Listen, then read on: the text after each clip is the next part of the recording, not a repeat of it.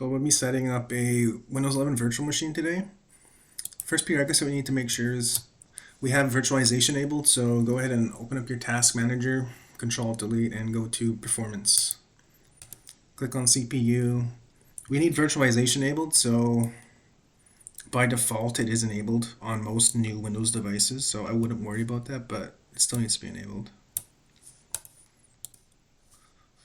Next prerequisite, we need to download the VirtualBox machine.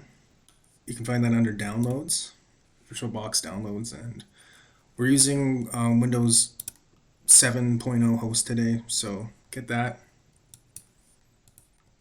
And we need to download the Windows 11 development environment, the VM. So we're going to be using VirtualBox, so you want to download that. And this is a pretty big file. We kind of skipped the downloading process and the extraction process because it takes too long in the interest of time. We'll just skip that part out. So once you have your package downloaded, you need to extract it. I just extracted it to the desktop, and this is what it looks like, Windows Dev 2310 Evo. And we actually already went ahead and installed VirtualBox. There's nothing special here. I would just default program installation location. It works fine. Default works fine. Just keep hitting next, continue, and then you should have something like this. There's a plethora of settings in here. I'm not going to get too far into it. I'm just going to focus on our Windows machine in particular, which is Windows 11 Development Test Environment. So go ahead and open your extracted package up. As you can see, the location, that's where we got it from the desktop. It's called Windows 2310 Evo. So, but yeah, we'll just go through the settings real quick here. This is like expert mode or something, I believe what it's called. I'm only going through this because I want to change the name of the machine. So we're doing Windows 11 test. And then we can change the CPU. I like 4 is fine. I'm changing the RAM because I don't have that much memory. So I'm changing it to 6 gigabytes instead of 8. We could change the disk name image, but this is just a run through. We're not going to bother. But it's important to know where your base folder is. It's usually located under your username, VirtualBox VMs. Just keep that in mind in case you want to back it up or whatever. I'll just click finish here. We changed a couple settings. We'll get into them later, but this part will take a long time. So we'll go ahead and cut to the actual installation of the VM in a few minutes. So we're just going to go ahead and take a look at our settings here, see if they actually were. Yeah, they were initialized here. As you can see, changed their name. Our RAM did change as well, so that's nice. I mean, you can always change them back later as well, but we're just going to make sure we have internet here first real quick. Yeah, that's our adapter right there, Intel, so that's fine. We should have internet on the virtual machine. We're not going to be enabling audio, but we could, I guess. This is the name of the disk. You could manually change it as long as you know where the base folder is, like we said before, which is VirtualBox VMs. And I guess we'll just everything looks good. We'll just actually check the processors. Yeah, 4. Okay, we'll be good. Okay, we'll run it. So just go ahead and click Start. This will start up the Windows 11 virtual machine. Again, this will take time, so we'll be doing our best to edit it out. But in the meantime, we'll just run over like the actual window, what it looks like, the virtual machine window. This, you can shut it down. You can open your preference. Like I usually change my virtual window to like 125. I like a bigger window personally. So we went ahead and did that.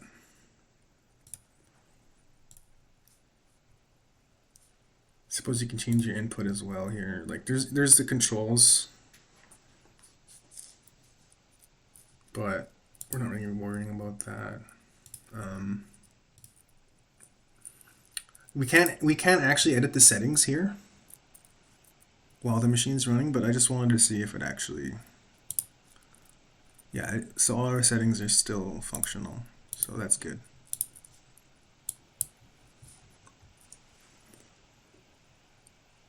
And I think there's one more thing. Yeah, okay. It would be drag and drop. Okay, so you click on devices and drag and drop. You need to enable that. Go bi-directional because this basically allows you to like copy and paste and move stuff from your actual machine to the virtual machine. It's pretty handy, so do that with the clipboard too. Bi-directional. You could have share folders as well, which might be nice, but we're gonna skip that for this tutorial.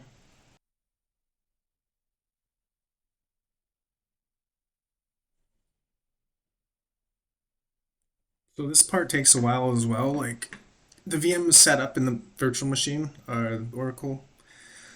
But this part, don't be worried about this part. It's just graphical interface issues with VMs, specifically with Windows 11. So again, it's automated. This isn't an issue. I wouldn't worry about it. This does happen, unfortunately, but as long as the Windows environment or test environment works, it's fine. So we'll just cut forward when it's actually set up.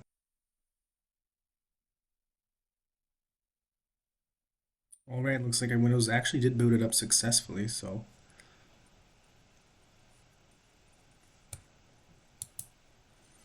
I just want to make sure we actually have our settings configured correctly in this virtual machine. So right click the start button and you click system. We're looking for I think it was 6 gigs of RAM.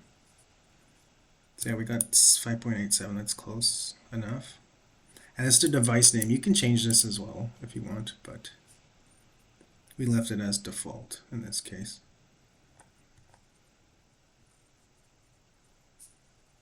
And I guess we'll go ahead, oh yeah, 64, we need that 64-bit. I guess I'll go ahead and look and see if my CPUs are set up the way I wanted them to. So to do this, I guess I would have to go do it this way.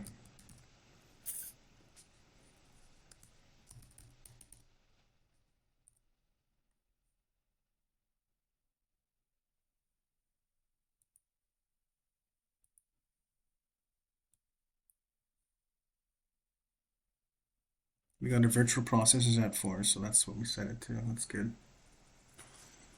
So all the settings seem to be working the way we set it up, so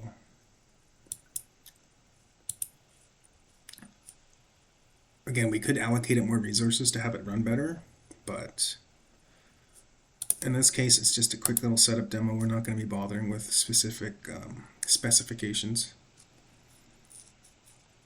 And because I enabled the internet, I'm going to check the connectivity.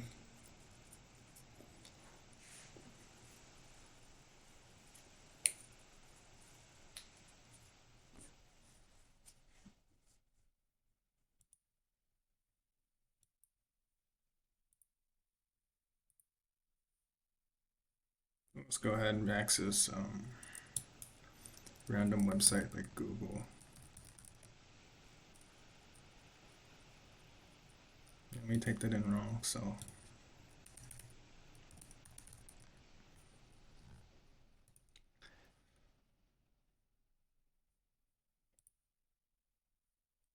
yeah, we got internet connectivity, so looks like everything's functional here in the virtual machine. I guess that'll be it for today for our training video. I hope everyone found this helpful, and thanks.